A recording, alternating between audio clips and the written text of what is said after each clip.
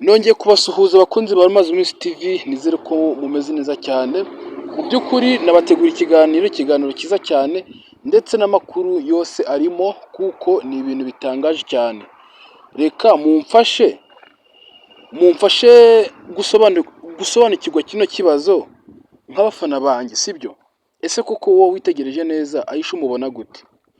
Wibuka cya igihe avuga ko abahungu bo mu Rwanda bose ari amagweja? Mu by'ukuri icyatumye abivuga ni uko yavuze ko mu Rwanda nta musore n'umwe yakemera usibye uwo bita Cyomoro, umuhungu wa Kagame. Mu by'ukuri ndagira ngo dufatikanye mumbwire ese koko Aisha, njye niko mbibona, ariko Aisha ari ku rwego rwo kuba umukazana wa perezida? Yego wenda ashobora kuba we, ariko njyewe siko mbibona. Ese nawe niko ubibona? Uraza gutanga igitekerezo muri komenti uvuge niba koko Cyomoro ari mugenzi wa Aisha nk'uko Aisha abyivugira. Aisha we avuga ko nta wundi musore ashaka usibye Cyomoro, na n'iyi saha aracyabivuga. Ese koko nawe koko niko ubibona? Muri iriya minsi yavuze amagambo akomeye cyane, reka nyabasubiremo nyababwire kuko impamvu mba nyashizemo mukayumva, usibye ko naba nkoresha igihangano cy'abandi YouTube yakansaringa iyi YouTube yanyu ugasanga murayibuze. Mu by'ukuri Aisha yaravuze ngo icyo gihe yari kwa Irene, kwa Irene uriya munyamakuru, yaravuze ngo njyewe byashoboka bitashoboka ngombe nzabone Cyomoro abaye umugabo wanjye, cyangwa se basi tukamenyana, niyo ataba umugabo wanjye ariko tukamenyana. Uri kumva ko kantu aba yaravuze? Mu by'ukuri ibyo ari kwivugira byose njyewe nta na kimwe mpamya ko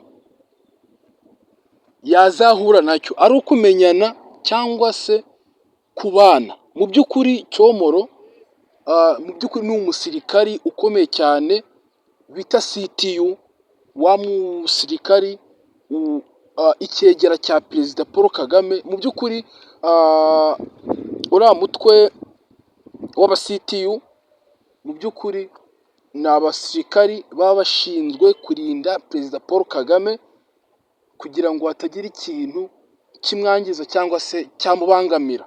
Mu by'ukuri kumubona biragoye, ndetse ese reka nze nkwibarize, niba tuyanya kuri umunota aka kantu kansubiza.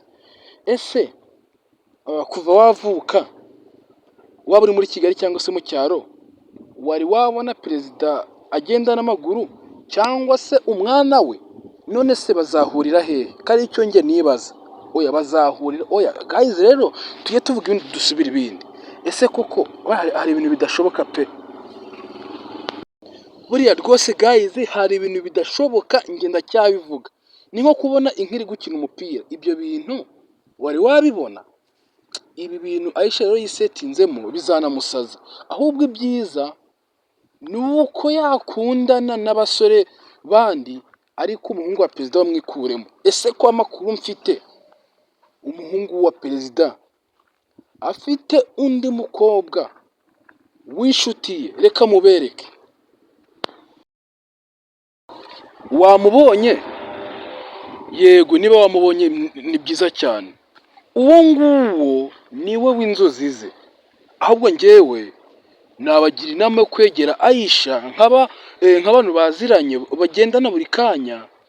Ikintu mwamufasha ni uko mwamugira inama bati rero ikurire amaso rwose, iyambarire byanze, sibyo? Iyambarire byanze rwose, kuko ahangaha yaba ari guta umwanya w'ubusa, byazamusaza, ndetse ni ibintu bitanashoboka. Agerageje no kubitangaza none akabishyira mu buryo bwa public ahantu hose, yanafungwa. Ese yavuga ko amushakira iki?